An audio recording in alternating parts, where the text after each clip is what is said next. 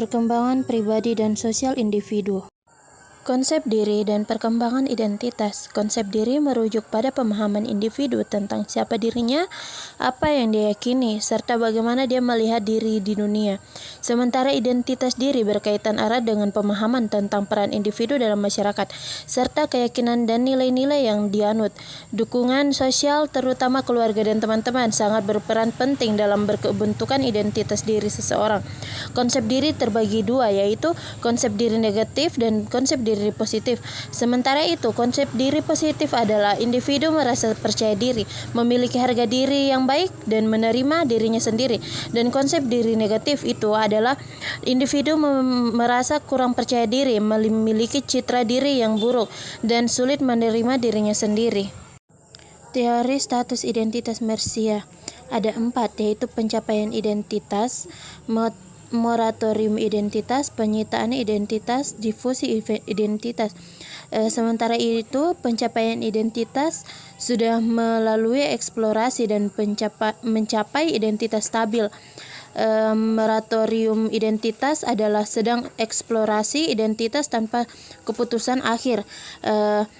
Dan penyitaan identitas mengadopsi identitas tanpa mengeksplorasi mandiri, memiliki arah atau komitmen yang jelas.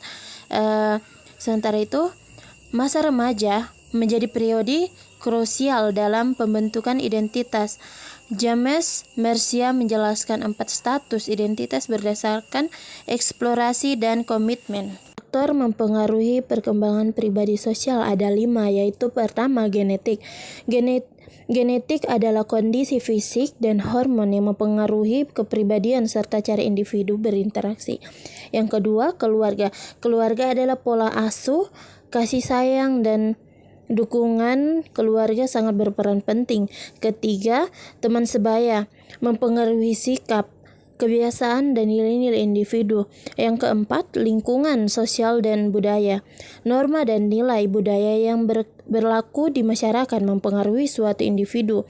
Dan yang kelima terakhir, pendidikan dan pengalaman hidup. Pendidikan, kepribadian, kecerdasan emosional, dan pengalaman masa lalu. Teori psikososial Erik Erikson. 1. Tahap bayi 0-1 tahun, antara kepercayaan dan tidak kepercayaan. Kedua, awal kanak 1-3 tahun, otonomi dan masa lalu.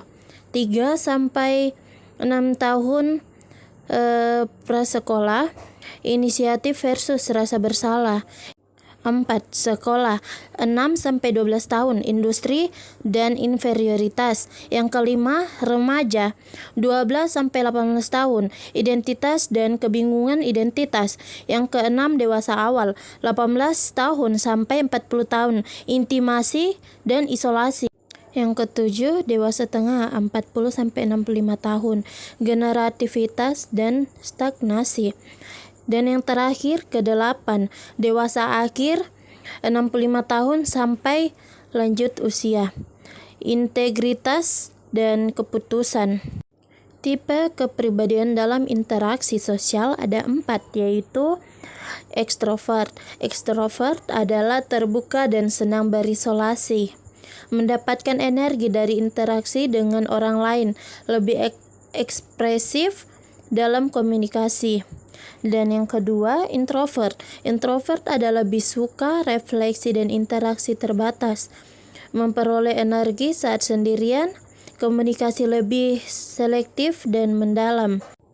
Yang ketiga, neurotisisme adalah cenderung cemas dan mudah stres, emosi lebih fluktuatif, respon berlebihan terhadap situasi. Yang keempat, stabilitas emosional adalah lebih tenang menghadapi tekanan, emosi terkendali dengan baik, respon proporsional terhadap situasi. Gaya interaksi sosial. Yang pertama, asertif. adalah menyampaikan pendapat dengan tegas tanpa merugikan orang lain, menghargai diri sendiri dan orang lain. Yang kedua, pasif. Pasif adalah cenderung menghindari konflik dan sulit mengungkapkan pendapat. Kepentingan orang lain diutamakan. Yang ketiga, agresif. Agresif adalah sering mendominasi dan kurang mempertimbangkan perasaan orang lain. Hanya kepentingan diri sendiri diutamakan.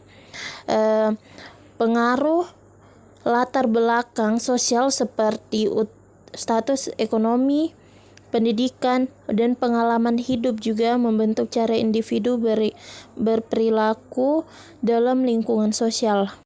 Kesimpulan, teori perkembangan Erikson memberikan pemahaman mendalam mengenai perjalanan hidup manusia melalui 8 tahap psikososial yang melibatkan konflik yang harus diatasi. Setiap tahap perkembangan, mulai dari masa bayi hingga dewasa, memiliki tantangan tersendiri yang mempengaruhi kepribadian dan kesejahteraan individu. Pembentukan identitas diri sangat penting dalam tahap remaja. Keberhasilan dalam mengatasi krisis pada setiap tahap memberikan kontribusi positif terhadap perkembangan sosial dan pribadi individu.